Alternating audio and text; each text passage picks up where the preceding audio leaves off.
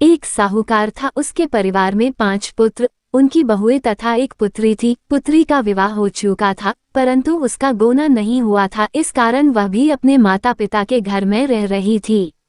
एक दिन साहूकार की पत्नी दशामाता का डोरा ले रही थी, उसकी बहुओं ने भी डोरे लिए। बहुओं ने अपने सास से पूछा कि क्या नंद के लिए भी डोरा लेना है।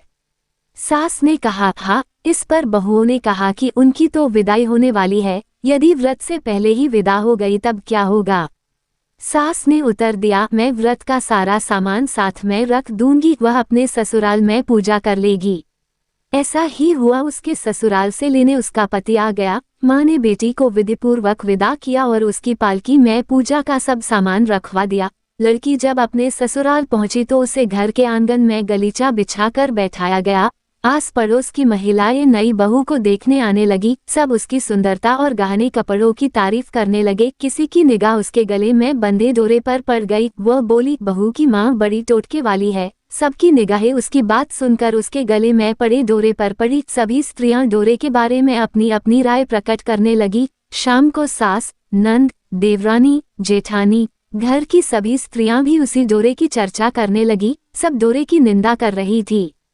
सुबह से शाम तक डोरे के बारे सुनते सुनते बहू का दिमाग खराब हो गया। उसने डोरे को गले से उतारकर जलती हुई आग में डाल दिया। डोरे के जलते ही सारे घर में आग लग गई। घर में रखा सब धन धान जल गया। सब आदमी अपने प्राण बचाकर घर से बाहर भागे। अब घर में केवल नई बहू और उसका पति रह गया, बाकी सब भाग गए थे।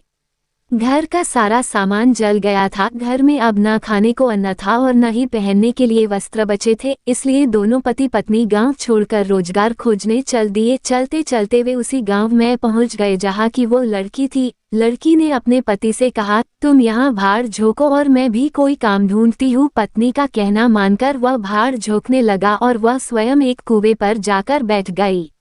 उस कुएं पर सारे गांव की स्त्रियां पानी भरने आया करती थी। उस लड़की की भाभियां उस कुएं पर पानी भरने आई, परंतु उन्होंने अपनी नंद को नहीं पहचाना। वे उससे बोली, तुम तो किसी भले घर की लड़की मालूम होती हो, कुछ काम करना चाहती हो तो बोलो। लड़की बोली, काम तो करूंगी परंतु कोई नीच काम नहीं करूंगी। बड़ी भाभी बोली, हमारी नंद ससुराल चली गई है, तुम हमारे बच्चों की देखभाल करती रहना और हमारे घर से सीधा लेकर अपना भोजन बना लिया करना। लड़की इस काम के लिए राजी हो गई।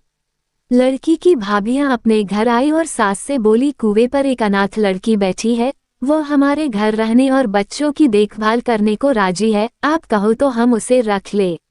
सास ने कहा, खुशी से रख लो, परंतु आपस में कलह मत करना। सब बहुएं राजी हो गई। वे वापस कुएं पर आए और उसे घर ले आए। वह अपने भतीजे और भतीजियों की देखभाल करने लगी और अपना जीवन निर्वाह करने लगी। एक दिन दशामाता का डोरा लेने का अवसर आया। सास के कहने पर सब बहुओं ने डोरा लिया। बहुओं ने सास से पूछा कि क्या इस लड़की के लिए भी डोरा लेना है। सास ने कहा था। बहुओं ने कहा, इसी प्रकार आपने नंद जी के लिए भी डोरा ले लिया था, परंतु पूजा से पहले ही उनकी विदाई हो गई। अब इस लड़की को डोरा दिलाना चाहती हो, यदि यह पूजा से पहले चली गई तो क्या होगा।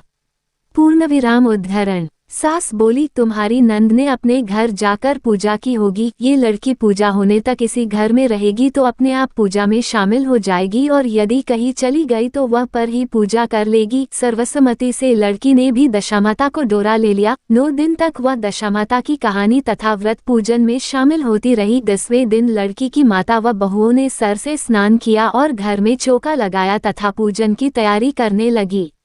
लड़की बहुओं से बोली, यदि कोई पुराना कपड़ा मिल जाए तो मैं भी स्नान कर लूं। बहुओं ने अपनी सास से पूछकर अपनी नंद की साड़ी उस लड़की को दे दी। अपनी पुरानी साड़ी लेकर वह स्नान करने गई। उसने सर से स्नान करके साड़ी पहनी और घर आ गई। घर पर पूजा आरंभ हो गई। वह जैसे ही पूजा के पास आकर बैठी तो बहुओं ने कहा, ये तो हमारी नंद जैसी लग रही है। इस पर सास ने नाराज होकर कहा, तुम्हारे मन में जो आता है बोलती रहती हो, पूजा के समय भी चुपचाप नहीं बैठा जाता है। चुप रहो, मुझे कथा कह लेने दो, तुम्हारी बातों से कथा में विघ्न पड़ता है। बहुएं चुप हो गई। घर की सब स्त्रियों ने पारण किया, लड़की ने भी पारण किया। इसके बाद स्त्रियां एक दूसरे का सर गुथने लगी। एक ने लड़की का सर गुथना शुरू किया। वह बोली कि जैसी गूंथ सिर में है वैसी गूंथ हमारी नंद के सिर में थी। सास नाराज होकर बोली, तुम मेरी बेटी की तुलना इससे क्यों कर रही हो। सास ने बहू को तो डांट दिया, परंतु उसकी बात मन में घर कर गई। उसने लड़की से कहा, आज रात मेरे पास सोना। रात तो जब बहुएं सो गई तो उसने लड़की से पूछा, तुम्हारे पीहर में कभी कोई था? उसने जवाब दिया, मेरे 5 भाई और भाभियां थी, तुम जैसे माता पिता थे। उसने फिर पूछा, क्या हुआ? लड़की बोली, पीहर में मैंने दशामाता का डोरा लिया था, उसके पूजन से पहले ही ससुराल के लिए विदा हो गई। ससुराल में पहुंचकर मेरे गले में पड़े डोरे को देखकर वो की स्त्रियां हंसी उड़ाने लगी। तब मैंने उस डोरे को आग में डाल दिया। उस डोरे के साथ सारा घर जलकर भस्म हो गया। सब लोग भाग गए। हम दोनों भागकर इस गांव में आ गए। उसकी माँ ने पूछा कि तुम्हारा पति कहाँ है? लड़की ने कहा, वह भड़भूजे के यहाँ भाड़ झोंकता है। दशामाता के प्रकोप से हमारी ये हालात हो गई। वह समझ गए कि यह लड़की कोई और नहीं उसकी बेटी ही है। तब उसने अपने 5 बेटों को बुलाकर कहा कि यह तुम्हारी छोटी बहन ही है। सवेरा होते ही माता के कहने पर 5 भाई भड़भूजे के यहाँ से अपने बहनोई को लेकर आए। उन्होंने उसको स्नान कराया और उत्तम वस्त्र पहनने को दिए। कपड़े पहनकर वह सुंदर साहूकार दिखाई देने लगा। वो कुछ दिन ससुराल रहकर अपने घर चला गया। घर पहुंचकर उसने देखा कि सब लोग पहले की तरह सुखपूर्वक रह रहे हैं। इसके बाद वह अपने ससुराल आया और अपनी पत्नी को विदा कर घर ले गया।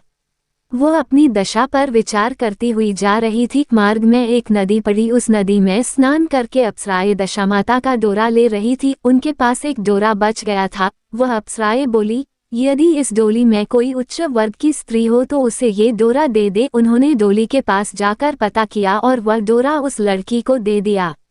जब लड़की अपनी ससुराल पहुंची तो सास थाल सजाए, नंद कलश लिए और देवरानी जेठानी अन्य मांगलिक वस्तुएं लिए उसका स्वागत करने के लिए खड़ी थी। नेक दस्तूर हो जाने के बाद लड़की को आसन पर बैठाया गया। आसन पर बैठने के बाद लड़की ने कहा, आप लोगों ने पहली बार दशामाता के डोरे के लिए अपशब्द कहे थे, जिसका का फल ये हुआ कि घर के सब लोग बिछुड़ गए तथा घर का धन धान्य जलकर स्वाह हो गया। बड़ी मुसीबतें उठाने के बाद अब अच्छे दिन आए हैं। आप में से कोई भी अब मेरे दशामाता के डोरे की निंदा करने की भूल न करे। जब मेरा व्रत हो तब सब श्रद्धापूर्वक पूजा करे। सब ने खुशी खुशी उसकी बात मान ली। 9 दिन तक व्रत चलता रहा। 10वें दिन विधिपूर्वक डोरे की पूजा की गई। 7 सुहागिनों को न्योता दिया गया। उनका श्रृंगार करके आंचल भरा गया। इस प्रकार दशामाता को पूजन समाप्त हुआ। जिस प्रकार दशामाता ने उस लड़की के दिन फेरे, वैसे ही वह सब पर दया करे।